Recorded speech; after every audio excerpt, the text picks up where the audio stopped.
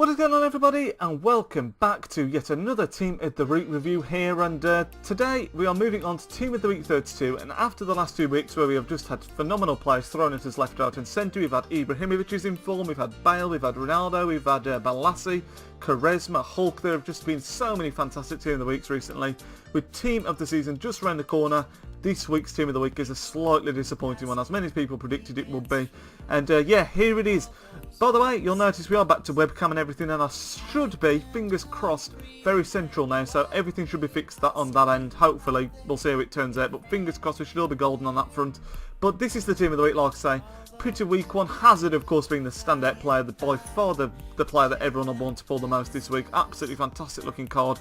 He's one that we will be, of course, highlighting, but we will, first and foremost, as always, go through everyone in this week's Team of the Week. So, Bravo is the first one on that 84 rated Barcelona goalkeeper from Chile. Really, really nice looking card. One of the stronger ones in this week's Team of the Week, but still won't be fetching too much, I don't think. Definitely one that will be less than 100k in my opinion. Iraola, the right back, 81 overall. Again, a very solid right back, but he's not going to be going for a lot. He could be one of those that goes extinct actually, because he's very nice looking right back. Strong physical defending and pace isn't too bad either. We've got Bonucci, who's another card that we will be looking at, 81 centre-back, and that card looks really, really tidy. 71 pace, 86 defending and 83 physical. Toprak, another card with a lot of pace for centre-back, the Turkish ladder, 80 overall, 78 pace at centre-back. Again, could be a card that goes extinct because it's not going to be too expensive and it looks like it could be really, really good. Hilton, the centre-back, not a fantastic looking card, 63 pace. He has got 86 defending and 78 physical, but that's not one that we'll be looking at. But still, not a bad looking card, but not the best in the world either. The main man, Hazard, gets himself a first in form of the season, 89 overall, and it does interestingly mean there's a lot of rumours saying that he could well be in the consistent Team of the Year, which if you don't know what that means, consistent Team of the Year is basically a Team of the Year squad made up of, Team of the Season I should say, sorry, squad that's made up of all players that have been good all season but haven't got a single inform. So he's now out of that, of course, by picking up an inform today. And we then moved on to the next one, which is Pastore, 81, his first inform of the season as well, I believe. Really, really like his regular card, so that card's going to be a lot of fun as well. We'll be taking a look at that one. We've got Dominguez de Cam, 78 overall, which doesn't look too spectacular. Okazaki, another one, a striker that doesn't look anything too phenomenal, to be honest. And the same could be said for the most of the rest of these, to be honest. Jonas, the striker, 80 overall, sorry. Then we've got Jonathan, I think it's Soriano, but you can't see his full name on the card there, 78 overall striker. On the bench, we've then got Enyema, goalkeeper 81, one of the better players on the bench, if not the best. We've got Tavernier, I think is how you pronounce that, and that card looks okay for a silver. Right wing back's very strange, you don't have to see wing back cards. Hall, the right winger, looks okay, decent pace, dribbling's okay, and again, very average looking card in my opinion. McLaren, again, the same can be said for him, 71 pass, I think that is on that striker. We've got Luke de Jong with, I think that might be his third inform of the season. He seems to be popping up fairly often, and again, despite the fact it's his third of the season, nothing looking too fantastic. He's got good shooting and decent physical, but other than that, his pace is lacking, his dribbling, everything like that's lacking. And then last but not least, we've got Chong to something. Again, you can't see the end of the card, unfortunately, and again, that card doesn't look too exciting. But the three players we're going to be looking at are Pastore, Bonucci and Hazard, and the first of those we'll be looking at is Bonucci. I've said it before in the past, whenever a centre-back has around the 70 pace mark, they always seem to perform very well for me, and you tend to find it's because those defenders aren't the quickest, tend to have good physical and defending stats as well, and Bonucci's no exception here. 71 pace, which is good for a centre-back, obviously. 70 dribbling and 71 passing, also decent for centre-back.